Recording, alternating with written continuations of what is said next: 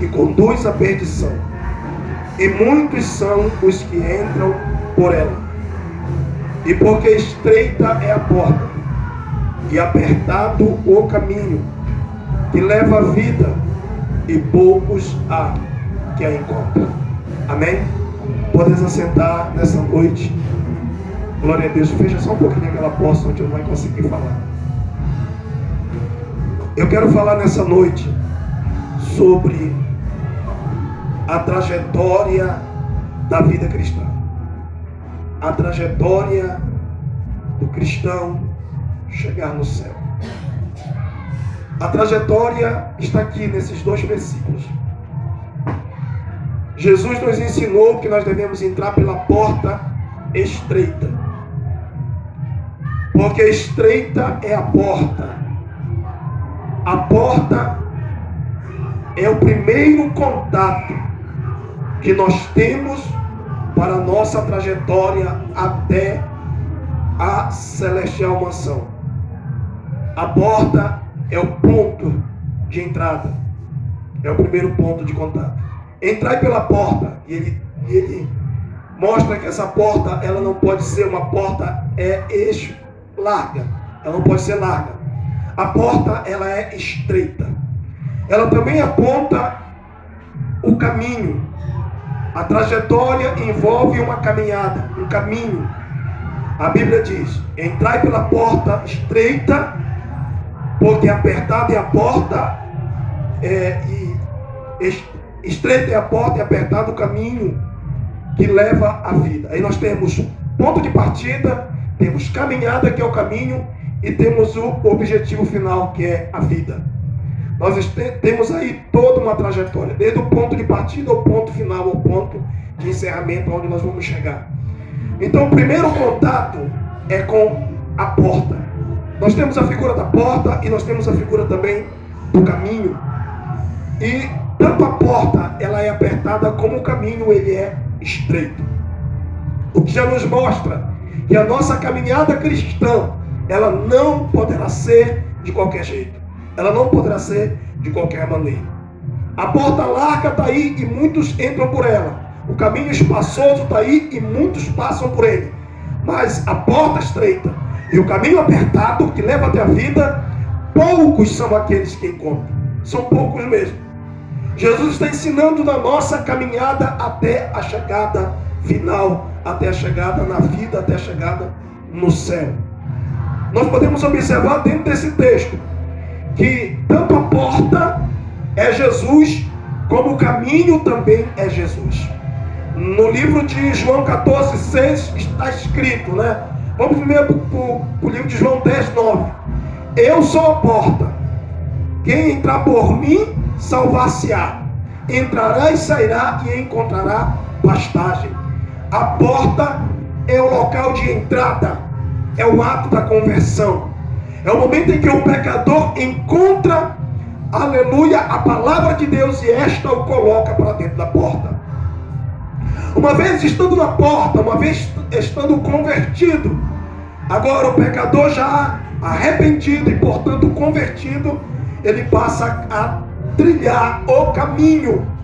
E é bom a gente frisar que quando Jesus levantou a sua igreja, os judeus apelidaram o novo movimento de um caminho, né? Eles perseguiam o caminho.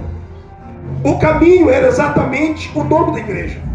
Era o caminho que Deus estabeleceu, o caminho estreito. O caminho estreito. Então todos perseguiram, inclusive o apóstolo Paulo, quando era Saulo, ele também perseguia o caminho. Mas o caminho também é Jesus. Em João 14,6 está escrito: eu sou o caminho, a verdade e a vida, e ninguém vai ao Pai se não for por mim. Então nós temos aqui a trajetória da vida cristã. Nós precisamos entrar na porta, nós precisamos chegar até a porta, e a porta é o Senhor Jesus. É quando o homem se arrepende dos seus pecados, e então ele encontra, né, o primeiro contato com Deus, que é o perdão dos seus pecados. Mas isso não é o suficiente. Ele está salvo, e por causa do sangue de Jesus ele também está santificado. Uma salvação e uma santificação posicional. Mas ele precisa caminhar. Até chegar no céu existe todo um processo, existe toda uma trajetória, existe todo um caminho a percorrer. E nós precisamos entender isso. Nós já entramos na porta, já estamos salvos, já estamos santificados pelo Senhor. Mas agora isto vai ser aperfeiçoado, né? Agora isso vai ser processado. E nós precisamos caminhar. E o capítulo de número 7, ele nos mostra como será essa nossa caminhada. Ele nos mostra como será essa trajetória. Como é que nós devemos fazer para chegar até a vida, uma vez que começa na porta, percorre o caminho e chega na vida. Como nós devemos fazer para chegar lá? Jesus nos ensina, especialmente aqui no capítulo de número 7, todo o capítulo 7. Ele foi escrito nos mostrando essa trajetória, nos mostrando como nós devemos caminhar na presença do Senhor. Então a gente percebe que Isaías, profetizando sobre esse caminho, lá no capítulo de número 30, versículo 21, ele vai dizer: e ouvirás por detrás de ti a voz ou a palavra, e essa palavra estará te dizendo: este é o caminho, não se afaste nem para a direita e nem para a esquerda. Esse é o caminho que no capítulo 35 de Isaías ele vai apontar como caminho santo, no versículo 5, de maneira que o imundo, o sujo não andará por ele, mas será para aqueles que foram chamados, salvos e santos. Para entrar no caminho, para percorrer o caminho, tem que passar pela porta, pela salvação, pela santificação, que será aperfeiçoada, que será progressiva no caminho. Mas o cristão, para caminhar, precisa estar no caminho, precisa passar pela porta, senão ele não caminha. Ele pode até caminhar, você pode até pular a porta e tentar passar, mas quando chegar lá na frente, não vai ser te dado o direito de entrar. E muitos perecerão por conta disso, porque eles não estão entrando pela porta, que a porta vai chancelar o senhorio. A porta que é Jesus, que é a porta estreita, ao entrar por ela, Jesus está comparando exatamente isso. Quando você chega na porta, uma das características da porta, no capítulo 10 de João, é a característica da dependência total dela. Eu sou a porta, quem entrar por mim salvar-se-á, entrará e sairá e achará pastagem. Uma vez entrando pela porta, você vai entrar e sair, mas vai achar a salvação, vai achar alimento. Ou seja, a partir desse momento, quem entrar pela porta não é mais independente, não anda mais por conta própria, não faz mais a sua vontade, não faz mais o seu querer. Por isso você pode burlar a porta e já passar direto no caminho, mas você não terá a garantia de chegar na presença de Deus. Não terá, porque no caminho você vai fazer exatamente a tua vontade. A tua independência acaba o dia que você entrega a tua vida para Jesus, e Ele toma posse da sua vida. E a partir desse momento, então, você começa a levar uma trajetória na caminhada do caminho completamente dependente do Senhor. E aí a gente tem que começar a aprender com Ele o que significa essa caminhada, o que significa trilhar esse caminho. O capítulo 7 de Mateus nos ensina, o verso de número 1, está escrito: não julgueis, para que não sejais julgados, porque com o juízo com que julgardes, sereis julgados, e com a medida com que medirdes, tiveres medido, vos hão de medir a vós. O que o Senhor Jesus está nos ensinando?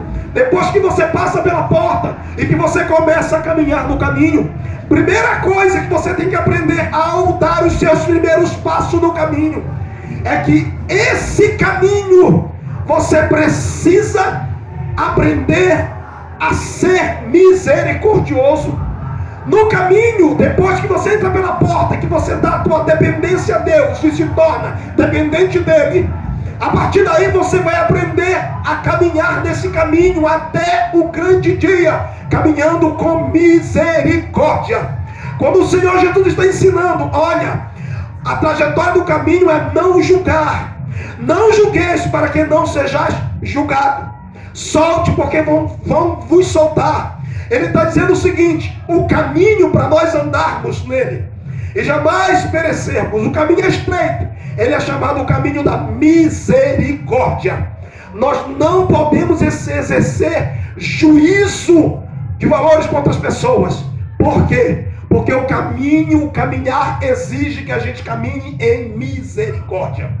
Vocês lembram exatamente do bom samaritano, quando o sacerdote e o levita passaram de largo e não usaram de misericórdia para com aquele homem que foi espancado, quase morto?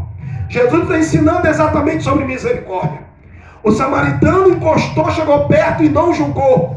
Não queria saber se ele era um judeu e que, portanto, não tinha relacionamento pacífico com ele, que era samaritano. O importante é que ele era uma alma, e sendo uma alma, ele precisava de ajuda. E precisando de ajuda, ele estava ali para ajudar. A misericórdia falou mais alto do que o juízo. Aleluia. Ele poderia muito bem dizer: bom, nós temos dificuldade, nós temos uma arenga, nós temos uma disputa, né? Nós somos samaritanos, eles são judeus, então nós não podemos nos comunicar com ele, nem falar, a gente fala com ele, nem bom dia te dá para ele direito. Então por que ajudar? Mas ele largou isso de lado, porque quem entra no caminho, quem passa pela porta, que é dependente de Jesus, tem que começar a trilhar o caminho da misericórdia. E ele assentou-se naquele homem e colocou azeite e sarou a ferida, e colocou na cavalgadura e levou para a estalagem para cuidar. A misericórdia exatamente faz isso. E Jesus está ensinando exatamente isso. E foi essa a razão pela qual os judeus, fariseus, saduceus e os demais tropeçaram. Foi na misericórdia. Eles não aprenderam o que significava misericórdia. E o Senhor Jesus, usando uma palavra que está no livro de Oséias, ele disse: aprendei o que significa primeiro misericórdia. E ele ainda fala isso. Aprender primeiro o que significa misericórdia. Para a gente caminhar nesse caminho em todo o tempo, nós vamos ter que caminhar debaixo da misericórdia.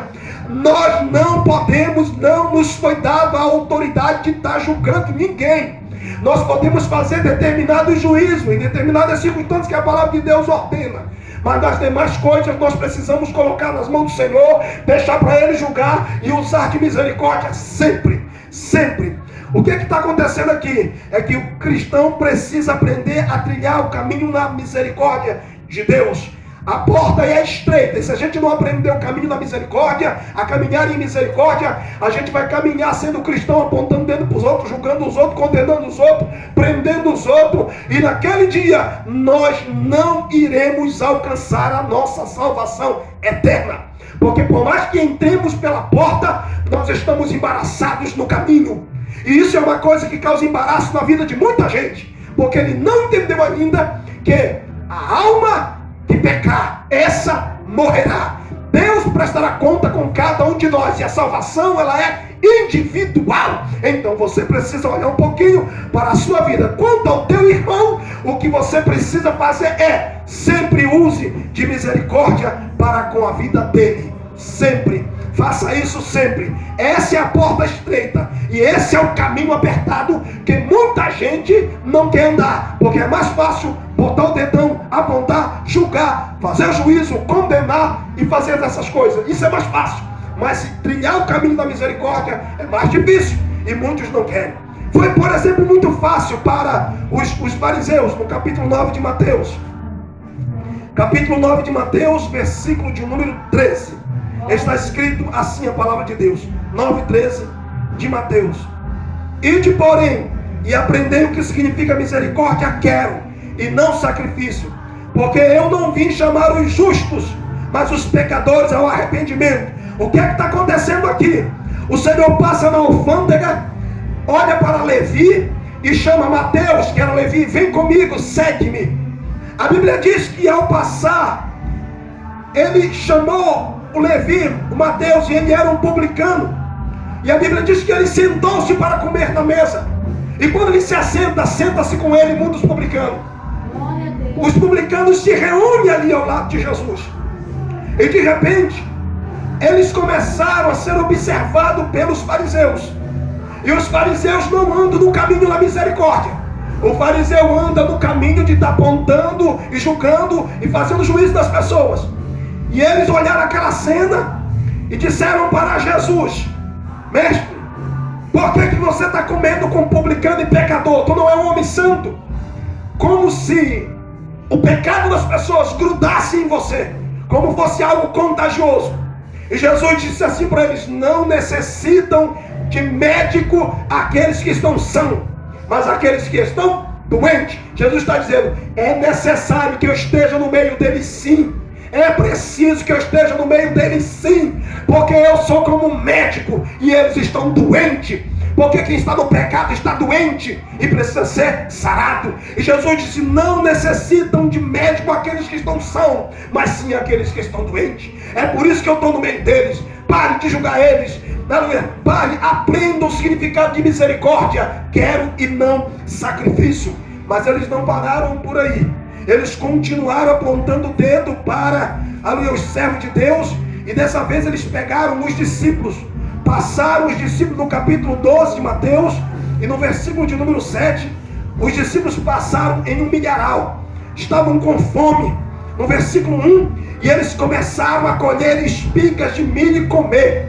Quando os fariseus observaram isso, não olharam, não tiveram misericórdia da necessidade, assim como eles não tiveram misericórdia dos pecadores que precisavam de cura, e agora eles não têm misericórdia daqueles que estão com fome. Aí a Bíblia vai dizer que Jesus, olhando para eles no versículo 7, diz, mas se vós soubesse o que significa misericórdia, quer e não sacrifício, não condenariam os inocentes. Quantos inocentes estão sendo ajuizados e condenados por conta de alguém que simplesmente não sabe exercer a misericórdia, caminhar, sair da porta estreita que é Jesus e caminhar com o Senhor exige daqueles que caminham com Ele que usem de misericórdia.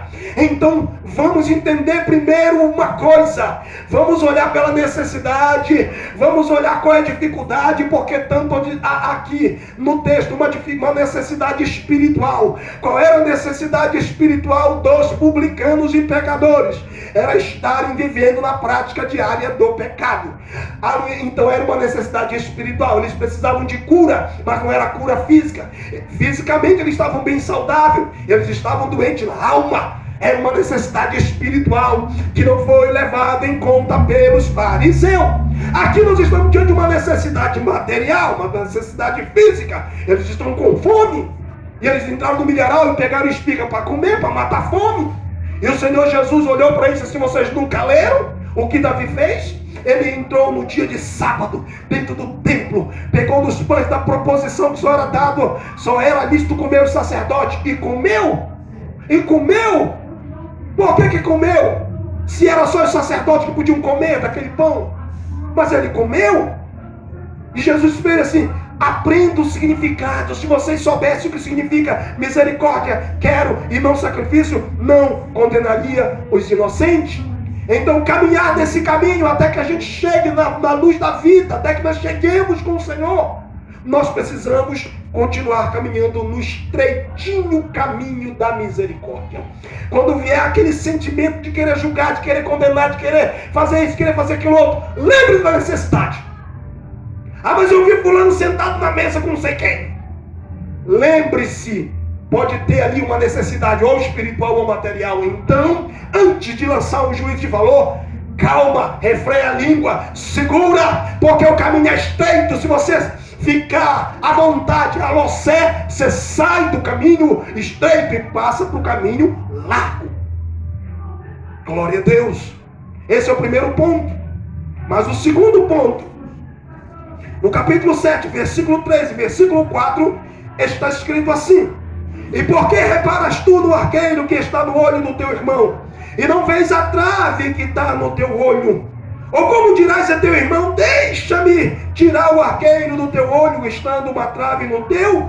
Hipócrita, tira primeiro a trave do teu olho, e então cuidarás em tirar o arqueiro do olho do teu irmão.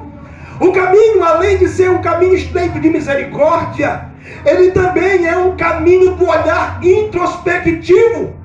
Porque se no primeiro ponto eu estou olhando para os outros, no segundo ponto, o Senhor Jesus cobra que você olhe para dentro de você mesmo.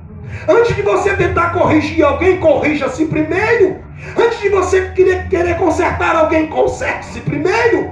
Antes de você tentar arrumar a vida de alguém, arrume a tua primeiro. Antes de você querer colocar a ordem à vida de alguém, coloque a tua primeiro. Aqui o Senhor Jesus está dizendo assim: olhe de forma introspectiva, olhe para dentro de você, te autoanalisa, te autoavalia. Então não pense de querer consertar as coisas, Quando você não consertou nem a vida, conserte primeiro a sua casa. Ponha primeiro a tua casa em ordem para poder você ter moral para falar na casa alheia. É isso que o Senhor Jesus está querendo dizer para nós aqui nessa noite. Nós precisamos ter um olhar. A caminhada, Adailton, cristã, é uma caminhada que você está olhando para você mesmo todo dia. Todo dia olhando para dentro do teu coração. Todo dia te autoavaliando. Todo dia te analisando. Todo santo dia você tem que fazer, aleluia, uma análise da sua própria vida para saber se você está bem ou não com Jesus. Para saber se tem um pecado aqui, um pecado ali. Se tem um pecado de estimação acolá. Se você está cultivando uma coisa que o Espírito de Deus não se agrada ali. Olhe para dentro de você mesmo. A caminhada, o caminho estreito é o caminho de um olhar introspectivo. Começou a olhar para fora, já está fora do caminho. Começou a ficar querendo observar a vida dos outros para chamar brechinha, para você doutrinar, para você corrigir, para você fazer isso. Já está saindo do caminho estreito. Já está indo para os passos, porque isso a multidão está fazendo. A multidão está de olho na vida alheia, a multidão está observando o que os outros estão fazendo, mas não estão preocupados nas suas ações, não estão preocupados nas suas atitudes, não se preocupam naquilo que estão falando. Exatamente esse é o caminho apertado que tanto a Bíblia está falando. Quando nós começamos a se voltar para o lado de fora, observando o que o fulano está fazendo, o que ele está falando, a gente está começando a sair do caminho. E a nossa vida está começando a correr perigo. Perigo de ser salvo. Perigo de ser santo. Perigo de ser fiel a Deus. Nós estamos começando a sair do caminho. Esse olhar introspectivo está no livro de 1 Coríntios 11, 28. Lá no capítulo 11, os irmãos quiserem me acompanhar, vão me acompanhando. Lá no capítulo 11, 1 Coríntios, versículo de número 28, Paulo está tratando da Santa Ceia. É um contexto da ceia, mas é possível aplicar ele aqui nesse contexto também. E nesse contexto da Santa Ceia, Paulo está dizendo o seguinte no capítulo 20, no versículo 28. Examine-se, pois, o homem a si mesmo. Essa parte A desse versículo é uma autoanálise que todo cristão precisa fazer antes de ceiar. Antes de tomar o pão, antes de tomar o vinho. É um versículo da ceia, mas ele é aplicável aqui. O caminho do Senhor é um caminho em que a gente tem que olhar introspectivamente para dentro da gente mesmo. É por isso que Paulo faz essa parada e faz essa análise e diz para a igreja de Corinto: cada um de vocês tem que olhar e examinar a si próprio. Examine-se, pois, o homem a si mesmo. Não é para você examinar a vida do outro, é para você examinar a sua própria vida para ver como é que ela está. É para você sentir se você está bem ou não para participar dos dois emblemas. É para você sentir se ainda está em Cristo, se você está santo, se você está salvo, se você ainda serve a Deus de verdade. Isso é aplicável aqui também. Nessa caminhada nós precisamos ter esse olhar para dentro de nós mesmos, porque cada um de nós dará conta de si mesmo diante de Deus. Então comece a olhar para dentro de você mesmo, exatamente para que você se autoavalie e diga: Senhor, será que eu ainda estou na tua presença? Senhor, será que eu ainda estou orando? Senhor, será que eu ainda estou lendo a palavra? Senhor, será que eu ainda estou com apetite de ir para o céu? Senhor, será que eu ainda tenho desejo de morar na glória? Senhor, será que eu ainda tenho desejo de descer pela tua palavra? Senhor, será que eu ainda tenho desejo de fazer a tua vontade? Senhor, será que eu ainda tenho desejo de continuar caminhando nesse caminho? Será que eu não quero parar? Será que eu não quero voltar? Será que eu não quero... Tudo isso precisa ser analisado por nós mesmos. Nós precisamos examinar a nossa própria vida para sentir se nós ainda queremos servir a Deus de fato ou não. Porque tem muitos que já não querem mais. Tem muitos que já estão forçados. Tem muitos que já estão caminhando, parece assim que é um peso, é uma coisa terrível servir a Deus. Você está perdendo o teu tempo, meu filho. Você está perdendo o teu tempo, minha filha. Procura te esforçar para você te avaliar se você está bem com Deus ou não. Se você está bem com o Espírito Santo ou não. Se o Espírito Santo ainda está alegre contigo ou não. Procure se avaliar, faça esse olhar para dentro de você mesmo. Na segunda carta de Paulo, lá na frente um pouquinho, 2 Coríntios, capítulo de número 13, versículo 5, olha o que o apóstolo Paulo diz. Ele diz assim: examinai-vos a vós mesmos e provai-vos a vós mesmos. Examinai-vos a vós mesmos, se permaneceis na fé, provai-vos a vós mesmos.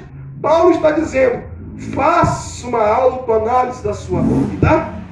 Veja se você ainda é crente de verdade e procure se avaliar diante de Deus, se você ainda está na fé, ou se já está desviado, ou se já está afastado da presença do Senhor. Paulo está dizendo para os coríntios: façam uma análise de vocês, analisem, examinem-se, exame, prova, é fazer avaliação, é se olhar, é se examinar. Eu estou crente, eu estou servindo a Deus, eu tenho desejo de ir para o céu, eu tenho desejo de ir para a igreja, eu tenho desejo de fazer alguma coisa para o Senhor, eu não tenho desejo de cantar, de adorar, de louvar, de orar. Como é que está a minha vida espiritual? Faça essa análise para saber se você não é crente, se você não está na fé.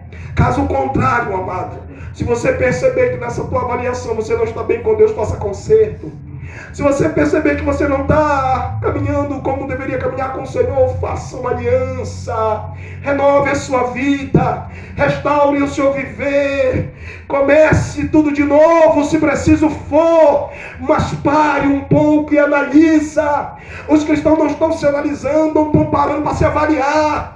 Aleluia, é necessário a gente fazer essa paradinha e dizer assim: Senhor, eu ainda estou na fé, Senhor, eu ainda estou confiando em Ti, Senhor, eu ainda dependo de Ti, é o meu eu que está mandando, eu estou fazendo aquilo que eu quero, né? Eu estou fazendo aquilo que eu acho que é melhor para mim, e Senhor, só que eu ainda estou bem contigo ainda. Ouça a voz do Espírito de Deus, porque esta palavra você vai ouvir por detrás de ti, dizendo: este é o caminho, para você não se afastar nem para a direita e nem para a esquerda. O Senhor Jesus continua ensinando, depois de nos mostrar que o caminho precisa ser um caminho com um aprendizado de misericórdia, de um olhar introspectivo. Ele também diz no capítulo 7 que esse caminho é um caminho de prudência. Prudência! E a Bíblia diz que os filhos das trevas são mais prudentes do que os filhos da luz. Prudência é o caminho. É o caminho estreito, o caminho apertado. É o caminho da prudência. Nós precisamos ser um pouco mais prudentes. E o versículo 6 vai falar disso. Ele vai dizer: não dê aos cães as coisas santas, nem dê aos porcos as vossas pérolas, para que não as pisem e voltando-se vos despedacem. Ele está nos ensinando o caminho da prudência. Dentro desse caminho eu preciso ter muito cuidado. Nesse caminho eu preciso estar prudente. Nesse caminho eu preciso estar de olhos abertos. Nesse caminho eu tenho que estar atento e com atenção a tudo que está à minha volta. Nesse caminho eu tenho que ser um homem e uma mulher muito prudente. O caminho é estreito porque é o caminho da prudência. Se você for imprudente, você já está saindo do caminho. Esse caminho é o caminho da prudência. Em Mateus capítulo 10, versículo número 16, o Senhor Jesus dá um conselho aos discípulos. E ele diz para os discípulos no verso de número 16: eis que vos envio como ovelhas ao meio de lobos. Eu estou enviando você no meio de lobos. Cuidado. Jesus disse assim: eis que vos envio no meio de lobos. Portanto, sede prudente como as serpentes e simples como as pombas. Prudência. Nós precisamos ter prudência. Nós precisamos viver em prudência, porque nós estamos no meio de lobos cruéis. O versículo 6 está dizendo, no capítulo 7 de Mateus, que você não dê aos cães, irmãos, as coisas santas. Prudência. Não conta os teus propósitos, não conta os teus objetivos, não conta teus sonhos para cães. Não dá aos cães as coisas santas, não deita as pérolas, as coisas de valor aos porcos, porque eles não darão devido valor, eles lamearão a lama. Entenda que aquilo que você tem de valor, toma cuidado para você não sair compartilhando. Porque tem cães que a única coisa que eles sabem fazer com coisa santa é despedaçar, triturar, arruinar e destruir. Ele pode destruir teu sonho, ele pode destruir os teus projetos, os teus objetivos. Seja prudente. Seja prudente de não falar além da conta. Porque tem cães e tem porcos que eles menosprezarão a tua pérola. Eles menosprezam. Quando você chegar perto de um camarada e que ele tentar difamar tua esposa na tua frente, ele está doido por ela. Ela é uma pérola de valor. Mas ele vai tentar jogar isso na lama, que é para você perder a tua esperança e pensar que é daquele jeito. Sabe por quê? Porque você se expôs. Você colocou a mostra. E os porcos vão querer lamear. Porque a única coisa que porco sabe fazer é vir na lama. Não conta. Não conta. Seja prudente como a serpente. Você está no meio de gente maquiavélico, malicioso, lobo. De pessoas que estão esperando a oportunidade de passar rasteira. De pessoas que estão esperando a oportunidade de puxar o teu tapete. Pessoas que estão esperando a oportunidade de sentar na tua cadeira. Pessoas que estão esperando. Não conta que a inveja está saindo pelos poros dos cães. Glória a Deus. Pelos poros dos cães. Está saindo pelos... Não conta. O caminho estreito é o caminho da prudência. É o caminho da prudência. Jesus não contou tudo. Jesus não saiu falando que ele ia fazer, não. Jesus não saiu por aí proclamando, eu vou fazer, você. E aí ele fazia. É assim que tem que ser feito. Quando você for fazer alguma coisa, vai lá e faça. Não fale. Não dê aos cães. Não lance as pérolas, as coisas de valor. Porque tem gente que não vai dar valor. Ele não vai dar valor no teu sacrifício, no teu suor, no teu trabalho, nas tuas noites, mal domingo. Ele não vai dar valor. Porque ele é porco. Preste atenção nisso. O caminho para chegar no céu é o caminho da prudência. Porque é que muitos de nós estamos passando dificuldade? Porque nós somos imprudentes. Mateus 25 fala das 10 virgens. Vamos lá para as loucas e para as prudentes. Olha o que as prudentes vão dizer para as loucas. Mateus 25, versículo 8 e 9. Está escrito assim, 8. As loucas disseram às prudentes, dai-nos do vosso azeite, porque as nossas lâmpadas se apagam. 9. Mas as prudentes responderam dizendo, não seja acaso que nos falte a nós e a vós, e diante aos que comprai-o, e comprai-o, antes aos que vendem, e comprai-o para vós. As prudentes, irmão, as prudentes, muito prudentes, quando as loucas vieram com aquela conversa fiada, elas tiveram um tempo para ter azeite, tiveram um tempo para preparar azeite, tiveram um tempo para armazenar azeite. Elas não fizeram porque elas eram despreocupadas, eram loucas, eram nécias. Elas não fizeram porque não quiseram. Preguiça, vadiação, comodismo. Aí quando vê você com a bênção, quer tomar de você. Me dá um pouquinho. Não, vá comprar. Vá lá para os que vendem. Vá lá para comprar. Porque o que é meu é meu. As prudentes disseram, não, se nós te der, vai fazer falta. Se nós der, nós vamos também perecer. Não entra vocês e não entra nós. Porque o diabo é assim. O diabo não entra no céu. O diabo não vai entrar no céu. O diabo foi expulso do céu. E como ele não entra, ele não quer deixar você entrar. Ele vai tentar impedir. E se você for imprudente, se você cair na lábia, se você não prestar atenção, ele rouba o que é seu. É por isso que a Bíblia diz assim, que nós devemos vigiar para que ninguém tome a nossa coroa.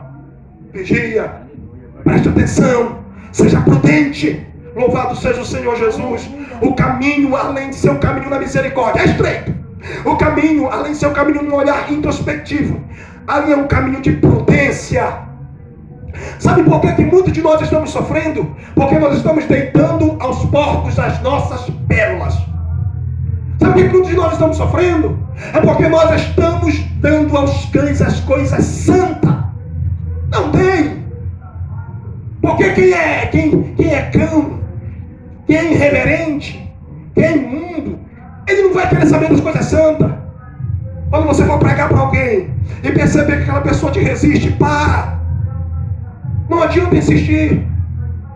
Porque se você continuar falando coisa santa para ele, ele vai esnobar, ele vai ridicularizar, ele vai fazer isso.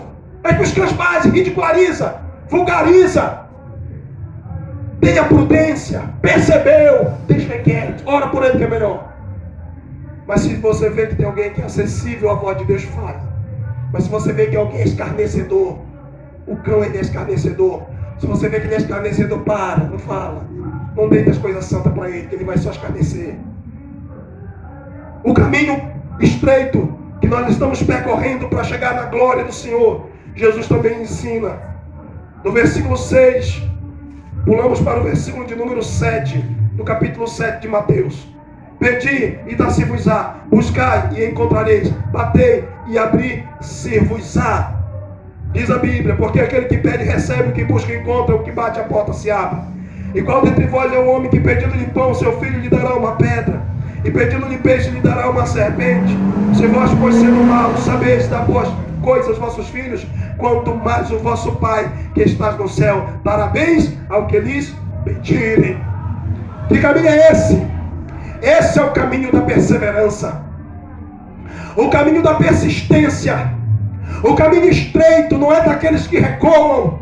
O caminho estreito, a porta apertada. O caminho estreito é daqueles que avançam. O caminho estreito é daqueles que perseveram, que persistem, que insistem. O caminho estreito é daqueles que continuam. Mesmo passando luta, mesmo passando dificuldade, eles perseveram. E Jesus está dizendo, pedi, dar-se-vos-á. A primeira perseverança em cima da oração. O caminho estreito é para aqueles que perseveram em oração. Não é orar hoje, não é orar amanhã, não é orar esquecer de orar depois de amanhã. Não, o caminho é o caminho de uma perseverança. Colossenses 2, capítulo 4, verso 2, está escrito, perseverar em oração, velando nela com ações de graça. Precisamos perseverar mais na oração. Esse é o caminho do verdadeiro cristão, é perseverar na oração. Porque se ele não perseverar na oração, ele será engolido pelas dificuldades, pelas lutas. Ele precisa perseverar na oração. Perseverar na oração, velando nela com ações de graça. É o que diz a Bíblia.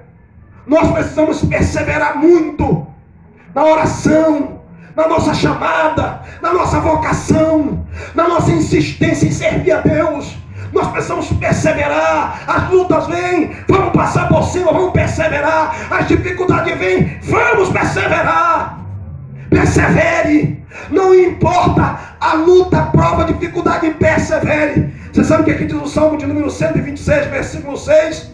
Olha o que diz a Bíblia Sagrada sobre perseverança. Diz assim o texto, aquele que leva a preciosa semente, andando e chorando, voltará sem dúvida com alegria, trazendo consigo os seus molhos. Aquele que leva a preciosa semente andando e chorando. Tem hora que você está assim, está andando, está chorando, mas não pare de andar. Por mais que esteja chorando, não pare de andar, continue andando, continue chorando, continue buscando, continue batendo, continue insistindo, continue perseverando, continue vindo para cá de Deus, continue adorando, continue louvando, não pare. O que o Senhor está mostrando para nós, que o caminho estreito é isso. E tem muita gente quando chega aqui na hora da dificuldade, ele não consegue continuar semeando. Ele não consegue continuar pregando, falando do amor de Deus. Por quê? Porque é aqui que ele para. E é aqui que ele fica neutralizado. O diabo está neutralizando muitos crentes. Porque ele ainda não entendeu que é pedir, dar-se-vos-á. Perseverança. Buscai, encontrarei. Batei e abrir-se-vos-á. É uma insistência. O verbo aqui está, para insistir, para perseverar. Você tem que dar continuidade, não pode parar. A luta vem, o sofrimento vem, você anda, você chora, vai se arrastando, mas vai dando glória, vai louvando, vai adorando. Você vai voltar um dia, vai voltar com resultado. Você vai voltar um dia com seus feixes ou com seus molhos. Você vai voltar com resultado. O caminho para o céu é o caminho da perseverança. Nós precisamos perseverar na presença de Deus, perseverar na casa de Deus, perseverar em adorar o Senhor. Nós precisamos perseverar. O caminho estreito é chamado o caminho da perseverança. Olha quanta gente já se desviou do caminho. Olha quantos crentes já estão afastados do caminho do Senhor. Porque quando chega a hora de esboçar perseverança, ele para. Não vai colher nunca. Não vai colher nunca os resultados benéficos de uma vida de perseverança. E Jesus está dizendo, se vocês sendo maus sabem dar boas coisas aos vossos filhos, quanto mais vosso Pai Celestial se você perseverar.